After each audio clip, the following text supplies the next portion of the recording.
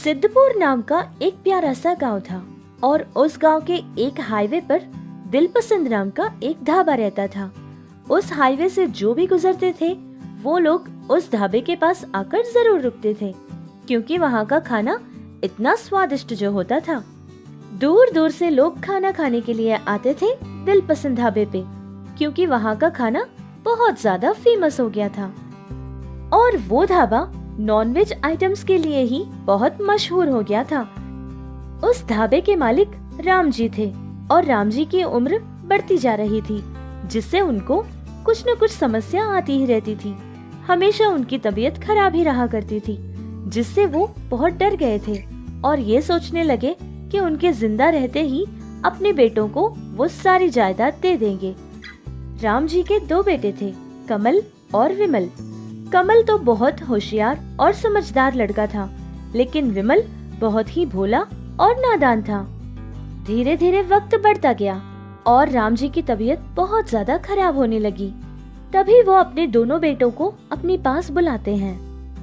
बेटा कमल और विमल, मेरी तबीयत बहुत खराब होने लगी है बेटा। मुझे खुद नहीं पता चल रहा है कि कौन से वक्त क्या होने वाला है। पता नहीं कब तक जिंदा रहूंगा। जब तक मेरी सांस नहीं रुक जाएगी, उससे पहले ही मैंने सोचा कि तुम दोनों को जायदाद का बंटवारा कर दूं। लेकिन बेटा, हमारा ढाबा जो है ना, उसको तो तुम दोनों मिलकर ही संभाल लेना, ठीक है? अरे पिताजी, ये आप कैसी बातें कर रहे हैं? आपको कुछ नहीं होगा, देखते रहना, 2-3 दिनों में ही आप उठकर खड़े हो जाएंगे। हाँ पिताजी, भैया बिल्कुल ठीक कह रहे हैं। आप इन सारे बातों की चिंता मत कीजिए पिताजी, आप बस आराम कीजिए। कमल ने अपने पिता को जायदाद देने से रोकने की एक और वजह भी थी। कमल को इस बात का डर था कि अगर राम जी उनके दोनों बेटों को जायदाद देंगे तो वो आपस में बराबर दे देंगे। अगर राम जी के चले जाने के बाद जायदाद का बंटवारा होगा तो बड़ा भाई ज्यादा लेगा और छोटे भाई को कम दे देगा। इस वजह से कमल ने जायदाद देने से मना कर दिया था। ऐसे ही कुछ दिन गुजर जाते हैं और फिर एक दिन राम जी भगवान को प्यारे हो जाते हैं। उनके चले जाने के कुछ ही दिन बाद कमल ने जायदाद बांटने का इरादा कर लिया था। जैसा उसने सोचा उसने वैसा ही किया था। गांव के बहुत दूर जो छोटी सी जमीन थी, उस जमीन को और 2 भैंसों को उसने छोटे भाई के नाम कर दिया था, और जो दिलपसंद ढाबा था उसको तो वो खुद के नाम कर लिया था और कैश काउंटर पर भी खुद ही बैठ जाया करता था। फिर छोटे भाई विमल को खाना बनाने की सारी जिम्मेदारी सौंप देता है। ऐसे ही कुछ महीने गुजर जाते हैं। फिर विमल ने एक बहुत ही अच्छी सी और धनवान लड़की से शादी कर लेता है। इसके कुछ ही दिन बाद कमल की भी शादी एक गरीब लड़की के साथ हो जाती है।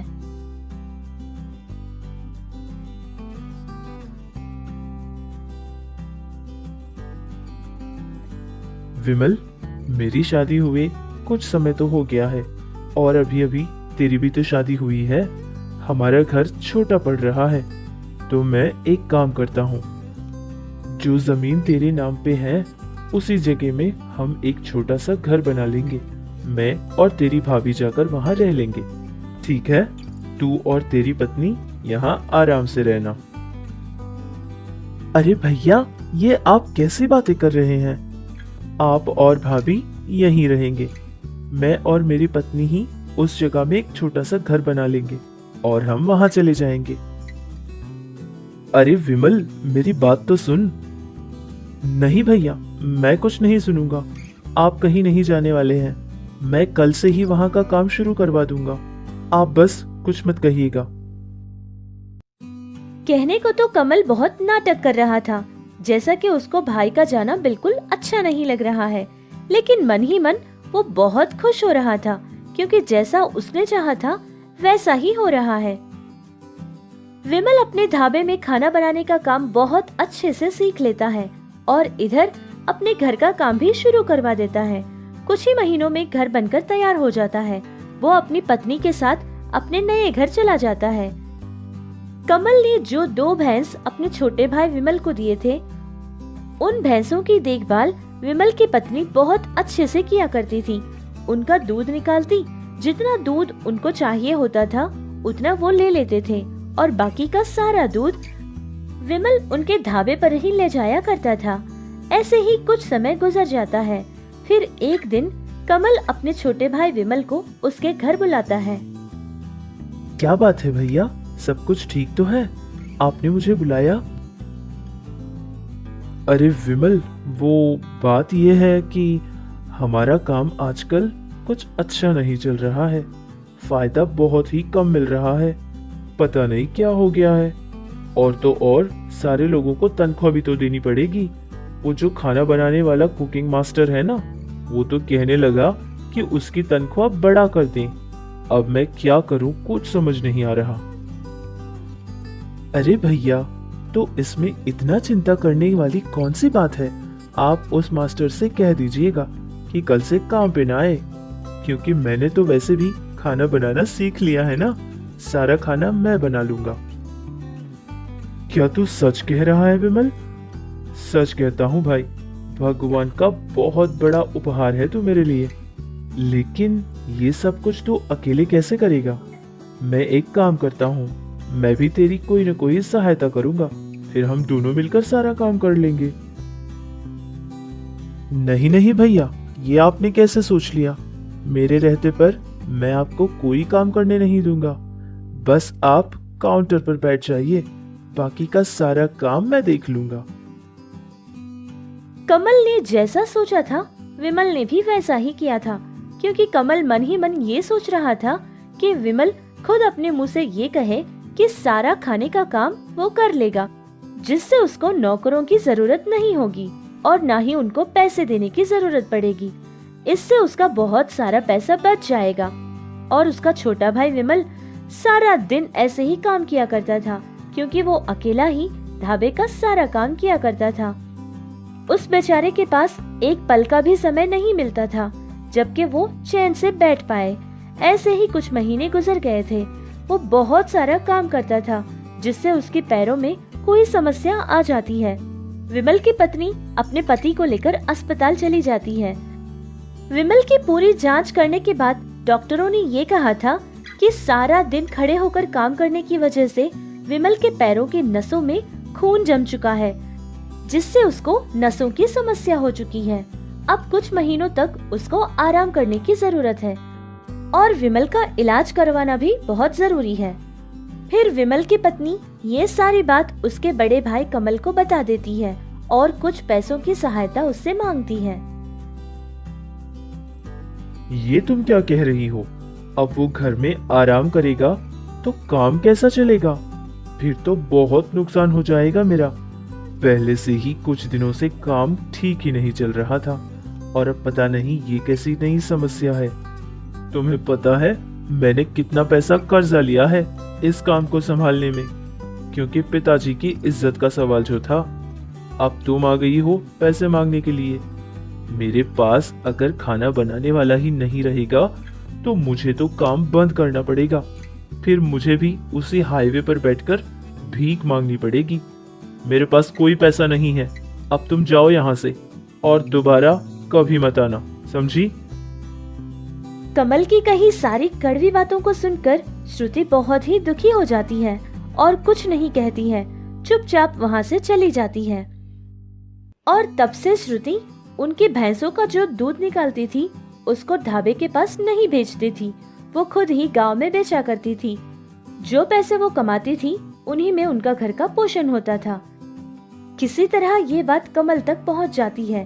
बात के पता चलते ही कमल गुस्से से लाल पीला हो जाता है और गांव के सारे लोगों में ये बात फैला देता है कि विमल की पत्नी जो दूध बेचती है वो कोई भी ना खरीदे, क्योंकि उसमें उसकी पत्नी कोई ऐसी चीजों की मिलावट करती है जिससे बच्चों की तबीयत खराब हो सकती है।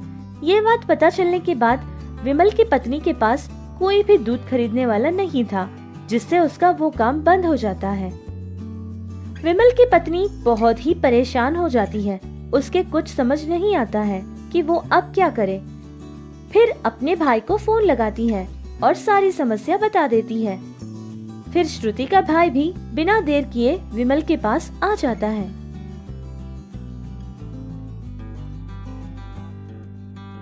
जीजा जी, आपके भैया ने आपके साथ बहुत बड़ा धोखा किया है। आप बस हाँ कहिए, ये सारी बात गांव के बड़ों तक पहुंचा दूंगा, वही हमारा कोई न्याय करेंगे।